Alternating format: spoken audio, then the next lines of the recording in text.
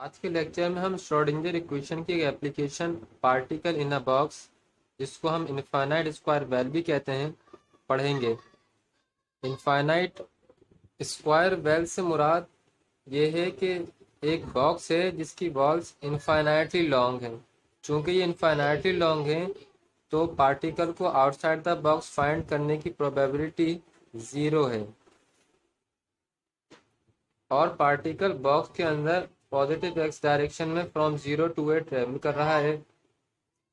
और पार्टिकल जब बॉक्स की वॉल से टकराएगा तो एनर्जी लॉस नहीं करेगा। इट मीन्स उसकी पोटेंशियल एनर्जी कांस्टेंट है, इट मीन्स ज़ीरो है। तो पोटेंशियल एनर्जी ज़ीरो रख करके हम स्क्रोडिंजर इक्वेशन को सॉल्व करते हैं। स्क्रोडिंजर इक्वेशन क्या होती है? H cross square upon two m d square psi over D x square plus u psi is equal to e psi. अब पोटेंशियल एनर्जी क्या है? यू। हम तस्वुर कर रहे हैं पोटेंशियल एनर्जी कांस्टेंट है, यानी ज़ीरो है। तो यानी कि ये पूरी वैल्यू ज़ीरो हो जाएगी। तो क्या बचेगा? Minus h cross upon two m d square psi over D x square equal to e psi.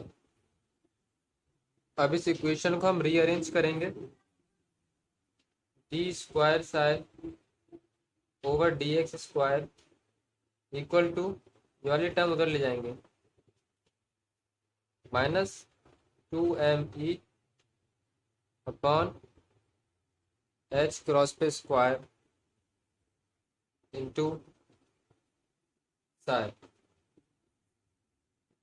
अब याद रखिए, हम पढ़ चुके हैं कि एंगुलर वेव नंबर के बराबर होता है radical to M E upon H cross के।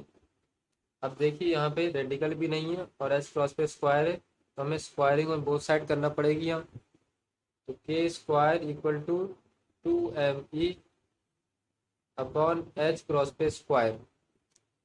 तो two M E upon H cross square की जगह हम के स्क्वायर लिख सकते हैं। तो इस पूरी वैल्यू की जगह हम क्या लिखेंगे? K square D square pi over psi over D x square is equal to minus K psi. अब इसका जनरल सॉल्यूशन क्या है? जनरल सॉल्यूशन है, बहुत सारी मैथमेटिक्स इस्तेमाल होती है इसका जनरल सॉल्यूशन निकालने में, हम डायरेक्ट निकाल लेते हैं। Its general solution is psi X equal to A sine K X plus B cos K X. Now note that we are given boundary conditions which is 0 and a. Our particle is moving from 0 to a. Therefore, we will calculate values of our function at 0 and at a.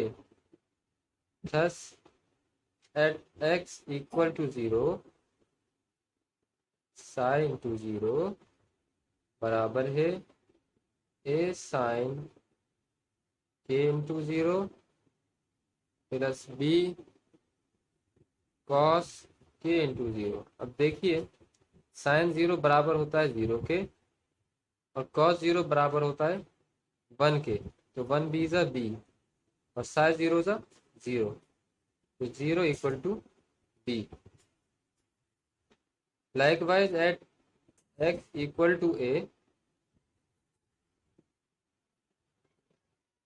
Sai बराबर है ए sine के ए plus B cos के। देखिए, B बराबर किसके निकाला हमने अभी अभी? 0 के। तो ये 0 जब मल्टीप्लाई होगा कॉस के ए से तो उस पूरी वैल्यू को 0 कर देगा। फिर क्या बचेगा? Psi a is equal to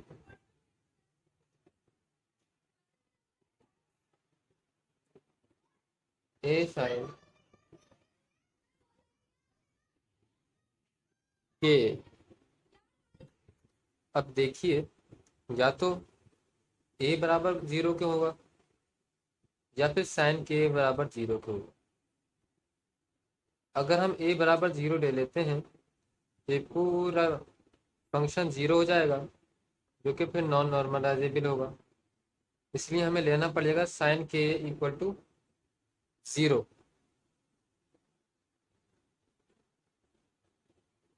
thus sine के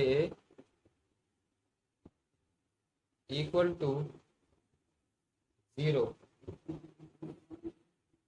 then K equal to sine inverse zero. अब याद रखिए साइन इनवर्स जीरो, आपको ग्राफ पे समझाता हूँ। जीरो कहाँ पे होता है? यहाँ पे होता है। तो साइन इनवर्स जीरो बराबर होगा जीरो के, और उसके पैरेलल यानी 180 डिग्री के, यानी कि या तो जीरो पे होगा साइन इनवर्स जीरो, या फिर पाई पे होगा, या फिर वापस 2 पाई पे होगा। फिर ऐसे चलते चले आए, 3 पाई, 4 पाई एंड डॉट डॉट डॉट। तो साइन पाई की वैल्यू आगे बढ़ती जाएगी, जीरो से पाई, पाई से 2 पाई, फिर 3 पाई। तो के बराबर किसके होगा हमारा? अगर हम कैलकुलेटर इस्तेमाल करेंगे तो सिंपली आंसर जीरो आएगा। हमें लॉजिक का इस्तेमाल करना है। Zero comma plus minus pi comma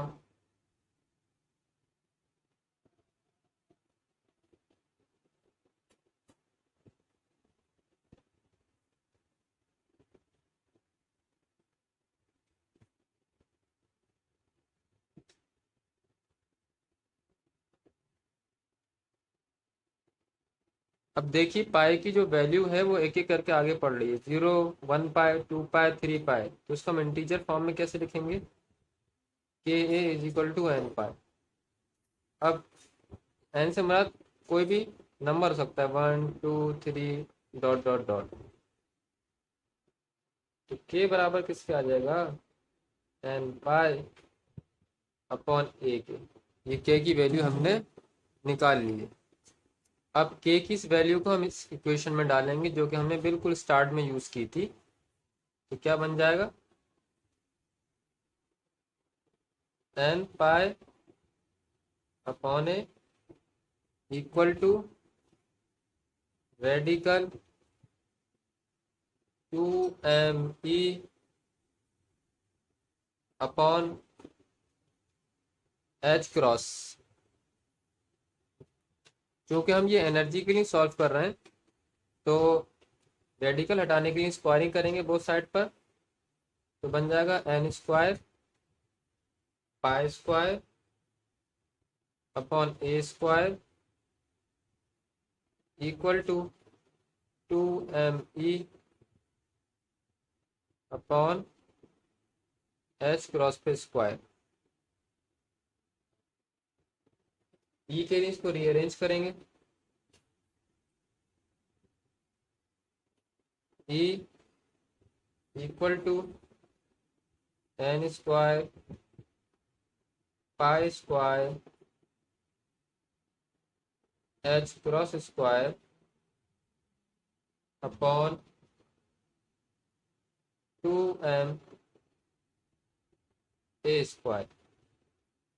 तो ये हमने एनर्जी का फार्मूला निकाल लिया है।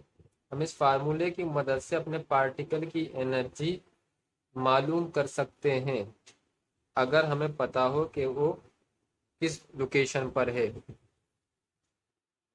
आइए वापस से हम वेव फंक्शन की तरफ पलटते हैं, वेव फंक्शन सॉल्व करने की कोशिश करते हैं। एनर्जी का सॉल्यूशन तो हमने कर लिया है। हमने जनरल सॉल्यूशन क्या निकाला था? Psi of X equal to A sine A of X plus B cos K of X. अब हमने देखी पीछे क्या करा है, के की वैल्यू क्या निकाली है, N pi upon A solve करके, और डी की वैल्यू हमने क्या निकाली, कहाँ गया, जीरो। डी की वैल्यू हमने जीरो निकाली है, के की वैल्यू एन पाई अपॉन ए निकाली। पुट करेंगे तो ये वाली टर्म जीरो हो जाएगी, के की जगह आ जाएगा एन पाई अपॉन ए। तो psi of x is equal to A sine n pi x upon a. अब इस वेव फंक्शन को हम नॉर्मलाइज करने की कोशिश करेंगे। बोर हमें क्या सिखाता है नॉर्मलाइज करने के लिए,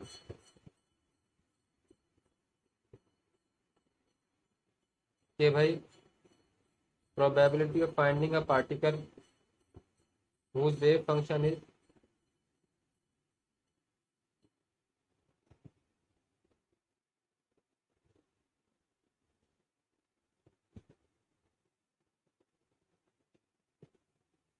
from positive infinity to negative infinity equal to 1।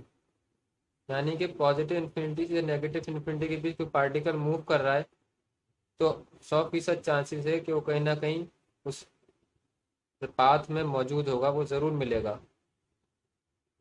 अब आइए वेव फंक्शन पुट करते हैं। 1 इक्वल टू इंटीग्रल, हमारे पास क्या लिमिट्स है, अपर limit a, lower limit zero. ए क्योंकि देखिए स्क्वायर है तो ये पूरे फंक्शन का स्क्वायर आ जाएगा, ठीक है, बन जाएगा ये ए square sine square N pi x upon ए इंटू डी एक्स। अब देखिए ए कॉन्स्टेंट है, ये बाहर आ जाएगा, तो 1 equal to A square integral sine square N pi x upon A D X. अब देखिए हमें एक फार्मूला ट्रिग्नोमेट्रिक आइडेंटिटी याद आ रही है, वो क्या है भाई, 2 साइन स्क्वायर थीटा बराबर होता है 1 माइनस कॉस 2 थीटा के। हमारे पास साइन स्क्वायर थीटा तो मौजूद है, 2 नहीं है, तो ले लेंगे 2 ताकि बन जाए हमारे पास। तो ए स्क्वायर अपॉन 2 यहाँ डिवाइड में ले लिया और अंदर मल्टीप्लाई में 2 sign square N pi x upon ए इंटू डी एक्स। अब इसमें हम आइडेंटिटी अप्लाई कर देंगे, क्या बन जाएगा, 1 equal to A square upon 2 integral 1 minus cos 2 है ना, ये थीटा से जाके मल्टीप्लाई होगा 2 एन पाई एक्स अपॉन ए इंटू डी एक्स। तो अभी डी एक्स सब इन दोनों वैल्यू से के करके मल्टीप्लाई होगा, क्या बन जाएगा, 1 equal to A square upon 2 integral a zero d x minus integral a zero cos 2 n pi x upon A D x. देखिए dx का इंटीग्रल तो x आ जाएगा, पर इस cos के इंटीग्रल को सॉल्व करने के लिए हमें पहले 2n पाई एक्स अपॉन ए को सॉल्व करना पड़ेगा। इसको मैं आपको सॉल्व करना सिखा देता हूँ। भाई फर्ज करें ये 2n पाई एक्स अपॉन ए, 2n पाई एक्स अपॉन ए बराबर है किसके, t के, ठीक है जनाब। इसका हम दोनों साइड पर x के रिस्पेक्ट से डेरिवेटिव लेंगे तो आ जाएगा 2n पाई अपॉन एक्स चला जाएगा, क्योंकि x का डेरिवेटिव होगा 1 dt ओवर dx। तो dx बराबर आ जाएगा dt a अपॉन 2n पाई। ठीक है, यहाँ तक आई होप समझ में आ गया होगा। तो ये cos 2n pi x upon ए इंटू डी एक्स क्या बन जाएगा, आइए देखते हैं। भाई इंटीग्रल का इंटीग्रल ए जीरो, कॉस का cos, 2n pi x upon ए की जगह टी आ जाएगा और डी एक्स की जगह आ जाएगा डी टी इंटू ए अपॉन 2n पाई। क्योंकि सारी वैल्यूज कांस्टेंट है, इंटीग्रल के बाहर आ जाएंगी। क्या बन जाएगा a upon 2n pi integral a zero cos t d t. अब कॉस का इंटीग्रल होता है साइन, तो क्या आ जाएगा ए 2n पाई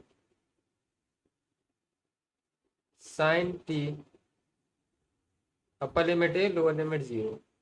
अब टी हमने क्या सपोज किया था 2n पाई एक्स अपॉन है, वापस से पुट करेंगे तो a into 2n pi into sine 2n pi x upon a, upper limit a lower limit zero.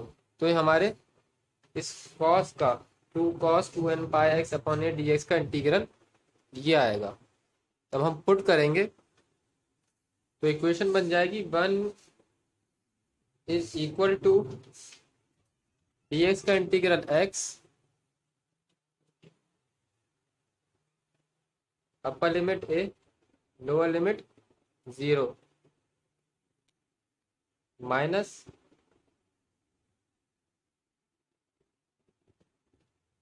क्या आया था a upon 2n pi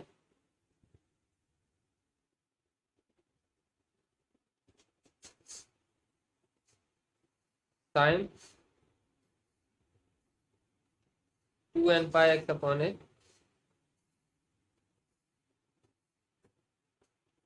upper limit a lower limit zero. अब देखिए क्या सॉल्यूशन होगा। 1 इज इक्वल टू एक्स की जगह ए minus zero. ठीक है जी, माइनस ए अपॉन 2n पाई, तो sine 2n pi a upon a minus sine 2n pi zero upon a. अब देखिए ये जीरो सबको मल्टीप्लाई करके जीरो बना देगा, साइन जीरो बन जाएगा क्या जीरो, ये पूरा फंक्शन जीरो बन जाएगा। ये ए से कैंसिल हो जाएगा, क्या बचेगा 2n पाई। एन कोई इंटीजर है, फर्स्ट करें 1 है वो, अगर 1 सपोज कर रहे हैं तो बन जाएगा 2 पाई। साइन 2 पाई की वैल्यू क्या होती है जीरो, अगर 2 सपोज कर रहे हैं हम इसको एन को तो ये बन जाएगा 4 पाई। साइन 4 पाई की वैल्यू भी क्या होती है जीरो, तो इसका मतलब ये वाली वैल्यू भी क्या हो जाएगी जीरो। तो ये पूरी वैल्यू बन जाएगी जीरो, खाली क्या बचेगा ए माइनस जीरो। तो क्या बन जाएगा 1 इक्वल टू खाली क्या बचा ए, और वो कांस्टेंट जो हमने बाहर लिया था इंटीग्रल के a² upon 2, a² upon 2 into ए। तो ए किसके बराबर आ जाएगा रेडिकल 2 अपॉन ए के। तो हमने वेव फंक्शन क्या निकाला था psi x into is equal to A sine n pi x upon a. तो ए की जगह हम रेडिकल 2 अपॉन ए डाल देंगे।